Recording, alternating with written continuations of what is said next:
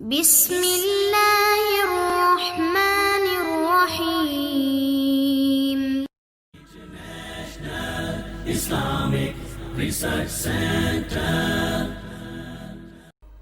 رسول اللہ صلی اللہ علیہ وسلم نے فرمایا ایاکم والظن فإن الظن اکذب الحدیث، بدگمانی سے بچو، بدگمانی اکذب الحدیث، سب سے جھوٹی بات ہے۔